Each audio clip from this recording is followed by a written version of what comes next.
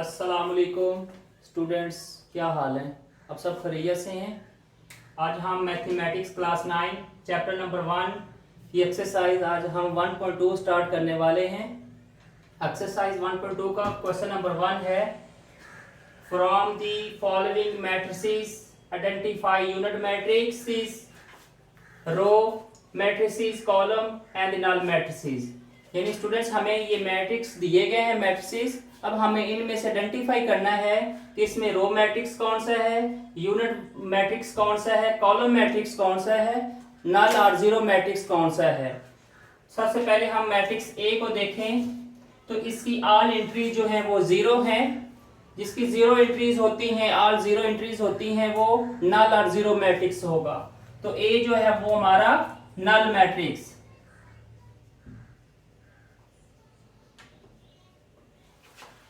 हम B matrix की बात करें तो बी मैट्रिक्स में हमारे पास एक ही रो दी गई है। तो अब हम क्योंकि आइडेंटिफाई करना था इसमें रो मैट्रिक्स को, तो ये हमारे पास बी जो है वो हमारा रो मैट्रिक्स कहलाएगा। सी मैट्रिक्स, तो सी मैट्रिक्स में हमारे पास 4 0 6 हम क्योंकि हमें कॉलम में ये दिया गया है मैट्रिक्स, हम लिखेंगे कॉलम मैट्रिक्स।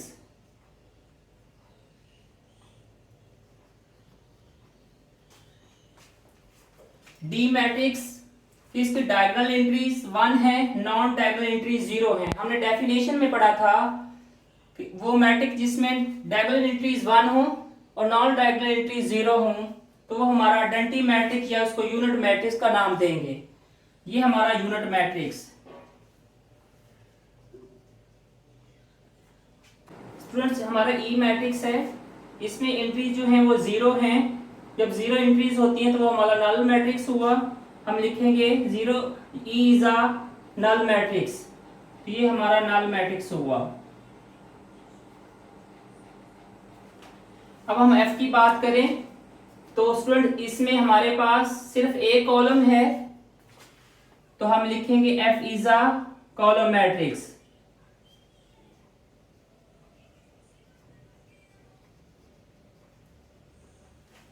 तो स्टूडेंट्स इसके साथ हमारा जो क्वेश्चन नंबर 1 था वो ये इसका लास्ट पार्ट था ये, और इसके साथ हमारा ये क्वेश्चन कंप्लीट हो गया। स्टूडेंट्स अब हम क्वेश्चन नंबर 2 स्टार्ट करते हैं। क्वेश्चन हमारा 2 है, from the following matrices identify square matrices, rectangular matrices, row matrices, column matrices, identity matrices, null और जीरो मैट्रिसेस।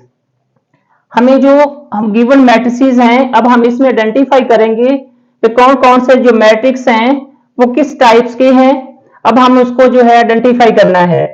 तो हमारा जो पार्ट नंबर 1 है -8 2 7 12 4 एंड 0 एंड 4। तो फिर अब अगर हम इसमें देखें तो इसमें नंबर ऑफ रोज को सबसे पहले देखना है कि नंबर ऑफ रोज कितनी है। नंबर ऑफ रोज हमारे पास 2 है, नंबर ऑफ कॉलम हमारे पास 3 है। तो नंबर ऑफ रोज जो है नंबर ऑफ कॉलम के अगर इक्वल नहीं होती तो हमारा वो रेक्टेंगुलर मैट्रिक्स होता है। हम लिखेंगे इसको रेक्टेंगुलर मैट्रिक्स।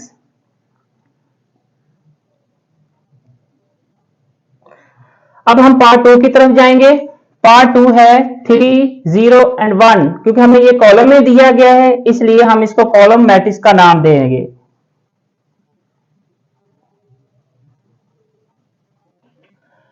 पार्ट नंबर हमारा जो थर्ड है 6 -4 3 -2। अगर हम इसके नंबर ऑफ रोज की बात करें तो नंबर ऑफ रोज भी हमारी 2 हैं और नंबर ऑफ कॉलम्स भी हमारे 2 हैं। तो नंबर ऑफ रोज अगर इक्वल हो नंबर ऑफ कॉलम्स के तो वो हमारा स्क्वायर मैट्रिक्स कहलाएगा। हम लिखेंगे स्क्वायर मैट्रिक्स।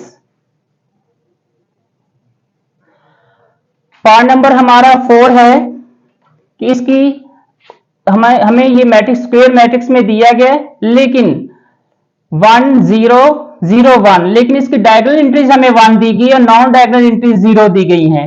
तो हमने ये डेफिनेशन पढ़ी थी, हमने जो डेफिनेशन इंट्रो किया था हमने, तो जिसमें डायगोनल एंट्रीज 1 हो, नॉन डायगोनल एंट्रीज 0 हो, तो हमारा आइडेंटिटी मैट्रिक्स कहलाता है। लिखेंगे आइडेंटिटी मैट्रिक्स। स्टूडेंट्स अब हम पार्ट नंबर 5 की तरफ जाएंगे। पार्ट नंबर 5 में नंबर ऑफ, अगर रोज की बात करें तो नंबर ऑफ रोज हमारी 3 है, नंबर ऑफ कॉलम हमारे पास 2 है। तो नंबर ऑफ रोज अगर नंबर ऑफ कॉलम इक्वल नहीं होते तो वो हमारा रेक्टेंगुलर मैट्रिक्स कहलाता है। 6 पार्ट है हमारा, 3, 10, -1, तो इसमें एक ही रो है तो हम इसको क्या कहेंगे, रो मैट्रिक्स।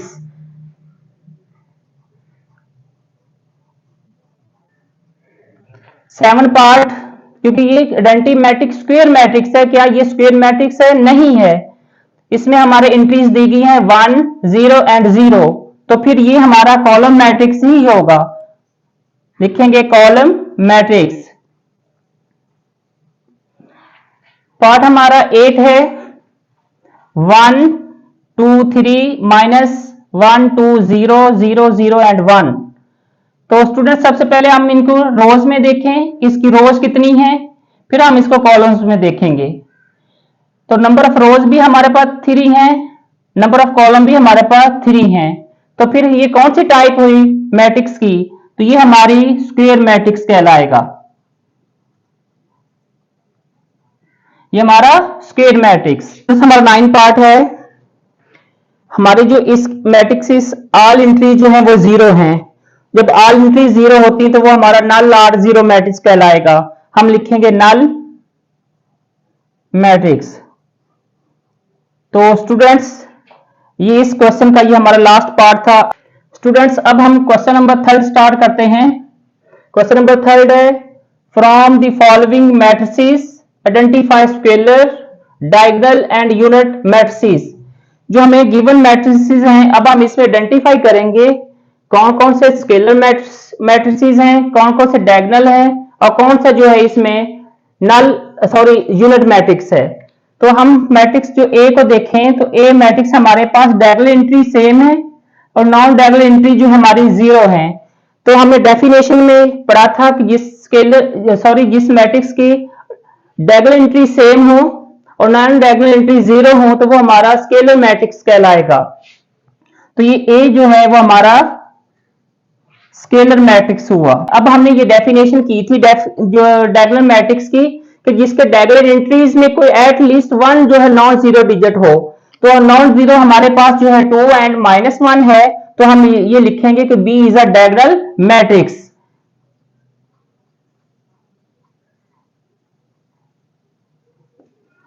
सी हमने पहले भी आइडेंटिफाई कर चुके हैं कि जिसके डायगोनल एंट्रीज 1 हो, नॉन डायगोनल एंट्री 0 हो, तो वो हमारा यूनिट आर आइडेंटिटी मैट्रिक्स। तो सी हमारा आइडेंटिटी आर यूनिट मैट्रिक्स हुआ। डी में हमारे पास जो है नॉन डायगोनल एंट्रीज तो 0 है, लेकिन डायगोनल एंट्रीज में कोई एक डिजिट है जो नंबर है वो नॉन 0 है, तो ये हमारा डायगोनल मैट्रिक्स हुआ। ई की अगर हम बात करें तो ई में अगर हम देखें तो ई में अगर 5 में से अगर हम 3 को सब्ट्रैक्ट किया तो हमारे पास ये 2, ये 0, ये भी 0, ये भी 2। इट मींस कि हमारी डायगोनल एंट्री सेम है। जब डायगोनल एंट्री सेम होती है तो वो हमारा स्केलर मैट्रिक्स कहलाएगा। तो इसका ये मतलब हुआ कि ई जो है वो हमारा स्केलर मैट्रिक्स। तो स्टूडेंट्स ये हमारा क्वेश्चन नंबर 3 था। अब हम क्वेश्चन नंबर 4 करेंगे। स्टूडेंट्स क्वेश्चन नंबर 4 है, find negative of matrices A B C D and E when. अगर हमें ये मैट्रिक्स दिए गए हैं, अब हमने इसका मैट्रिक्स जो है वो नेगेटिव मैट्रिक्स फाइंड करना है। तो अब क्या करेंगे, नेगेटिव साइन को हमने बोथ साइड पे मल्टीप्लाई करेंगे। तो ये अगर हम इसका मैट्रिक्स नेगेटिव लेना है तो ये हमारे पास -a is equal to minus, तो 1 0 -1। अगर ये बाय नेगेटिव अंदर मल्टीप्लाई करेंगे तो इसके सब के साइन जो जितनी एंट्रीज हैं उनके साइन चेंज होंगे। तो ये हमारे पास +1 था, ये -1। 0 अगर मल्टीप्लाई अगर माइनस से होता है तो उस पर कोई फर्क नहीं पड़ेगा, तो उसमें 0 पॉजिटिव या नेगेटिव 0 ही रहेगा। तो माइनस और माइनस प्लस, तो हमारे पास ये जो है ये इसका नेगेटिव मैट्रिक्स, ए का नेगेटिव मैट्रिक्स हुआ। ऐसे हम बी की तरफ जाएंगे तो बी का हमने नेगेटिव मैट्रिक्स फाइंड करना है। तो इसका नेगेटिव मैट्रिक्स क्या हुआ, फिर माइनस सिंबल हम चेंज कर देंगे, तो इसके साइन जब चेंज होंगे तो ये -3, +1, -2 एंड -1। तो स्टूडेंट्स ये बी का नेगेटिव मैट्रिक्स हुआ। ऐसे हम अगर सी के अगर हम साइन चेंज कर दें तो ये हमारे पास इसके आ जाएंगे -2, -6, -3 एंड -2। तो स्टूडेंट्स ये सी का नेगेटिव मैट्रिक्स हुआ। अब हमारे पास डी मैट्रिक्स है, तो डी का हमने नेगेटिव मैट्रिक्स अगर लेना है तो इसके साइन चेंज करेंगे। -3 था, ये +3 हो गया, -4 था, ये +4 हुआ, +2 था तो ये -2 हो गया, और +5 था तो ये -5 हो गया। सॉरी, +5 था तो माइनस का जो है वो 5 हो गया। हमारे पास ई मैट्रिक्स, अगर हम इसका नेगेटिव मैट्रिक्स अगर फाइंड करें तो इसका नेगेटिव मैट्रिक्स क्या आएगा, फिर -1, +5, -2, -3। तो स्टूडेंट ये जो है ये हमारा क्वेश्चन नंबर 4 है। इसमें हमने नेगेटिव मैट्रिक्स को आइडेंटिफाई करना था, फाइंड करना था कि इन मैट्रिक्स के जो है नेगेटिव मैट्रिक्स क्या होते हैं। अब हम क्वेश्चन नंबर जो है 5 करेंगे। स्टूडेंट्स क्वेश्चन नंबर 5 है, find the transpose of each of the following matrices. सबसे हमें पहले देखना है कि ट्रांसपोज क्या होता है। ये हमारे पास कोई भी मैट्रिक्स हो, अगर हम उसका नंबर उसकी रोज को अगर हम चेंज कर दे कॉलम्स को, कॉलम में कॉलम को हम चेंज कर दे रोज में, तो हम उसको ट्रांसपोज ऑफ अ मैट्रिक्स कहेंगे। अगर हम डेफिनेशन है तो इसका डेफिनेशन अगर हम देखें तो ट्रांसपोज ऑफ अ मैट्रिक्स, इसमें हमने करना है interchange columns into rows and rows जो हैं इंटरचेंज होती हैं कॉलम्स में। अगर हम इसकी बात करें मैट्रिक्स ए की, तो हमारे पास इसका अगर ऑर्डर देखें तो इसका ऑर्डर हमारे पास 3/1 आएगा। जब हम इसका ट्रांसपोज लेंगे तो ट्रांसपोज में भी इसका ऑर्डर चेंज होगा। तो हमारे पास ए ट्रांसपोज, और ट्रांसपोज को हम कैपिटल टी से हम डिनोट करेंगे। सो ए ट्रांसपोज, अब हमारे पास ये कॉलम था, ये हमारे जो हॉरिजेंटल एंट्री वर्टिकल एंट्रीज थी, अब ये हॉरिजेंटल एंट्रीज हो जाएंगी। ये हमारे पास ट्रांसपोज आया फिर 0, 1 एंड 2। तो स्टूडेंट्स ये हमारा ए का ट्रांसपोज हुआ। ऐसे हम बी का ट्रांसपोज लेंगे तो बी ट्रांसपोज, ये क्योंकि ये हमारी रोज थी, अब हम इसको कॉलम में हम चेंज करना है, तो ये हमारे पास 5, 1 एंड -6। तो ये स्टूडेंट्स हमारा बी का ट्रांसपोज हुआ। ऐसे हम सी का ट्रांसपोज लेना है, तो C transpose is equal to 1, 2 and 3। ये कॉलम था, ये कॉलम जो है ये रो में चेंज हो जाएगा, ये हो जाएगा 1, 2 and 3। Second column second row में चेंज होगा, ये होगा 2, -1 एंड 0। ऐसे हमारा डी पार्ट है 2, 3, 0, 5। तो ये जो रो है ये चेंज होगी कॉलम में, और ये रो भी चेंज कॉलम में हो जाएगी। हम लिखेंगे डी का transpose is equal to 2, 3, 0 and 5। ऐसे हमारा ई मैट्रिक्स है। ई मैट्रिक्स हम ट्रांसपोज स्टूडेंट्स लेंगे, तो अगर इसमें ये रोज थी तो ये कॉलम में शिफ्ट हो जाएंगी, ये और ये 3 एंड 4 था तो ये हमारे पास 3 एंड 4 जो है ये कॉलम में कन्वर्ट हो जाएंगे। तो इस तरह जो है हम ट्रांसपोज जो है ये ई का भी ट्रांसपोज लिया। तो क्वेश्चन नंबर जो 5 है स्टूडेंट्स, ये हमारा ट्रांसपोज था। क्या इसमें हमने मैट्रिक्स का ट्रांसपोज लेना था। तो इसके साथ ये क्वेश्चन नंबर जो हमारा 5 है वो अब कंप्लीट हुआ है। अब हम क्वेश्चन नंबर 6 करते हैं। स्टूडेंट्स अब हम क्वेश्चन नंबर 6 स्टार्ट करते हैं। क्वेश्चन नंबर 6 है, verify that if A is equal to 1, 2, 0, 1 and b is equal to 1, 2, 1, 0, तो ये स्टूडेंट्स हमारे ए और बी मैट्रिसेस दिए गए हैं। अब हमने वेरीफाई करना है इसमें कि अगर हम ए का डबल टाइम अगर ट्रांसपोज लें तो वो ए के इक्वल आता है।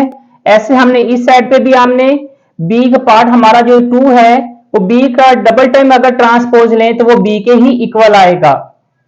तो अब हम इसको वेरीफाई करेंगे। सबसे पहले हमारा मैट्रिक्स ए है 1 2 0 1।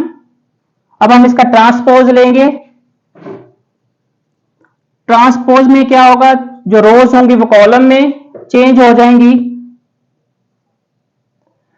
ये इसका ट्रांसपोज आ गया। अब हमने इसका डबल टाइम जो है ट्रांसपोज लेंगे, तो अब हम लिखेंगे अगेन ट्रांसपोज। जब दोबारा हम इसका ट्रांसपोज लेंगे तो ये जो हमारे पास एंट्रीज थी रोज की वो कॉलम में शिफ्ट हो जाएंगी। तो ये हमारे पास 1 0 2 एंड 1।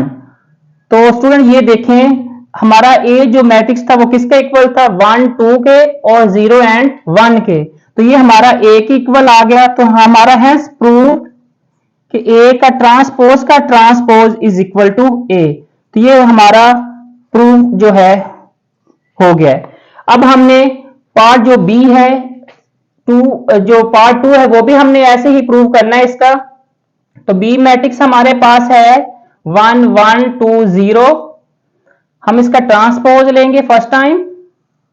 तो ट्रांसपोज 1 1 2 एंड 0। फिर अब हम इसको सेकंड टाइम लेंगे इसका ट्रांसपोज। तो फिर ये इंटरचेंज हो जाएंगी कॉलम्स रोज में और रोज कॉलम में। तो फिर ये हमारे पास 1 1 2 एंड 0।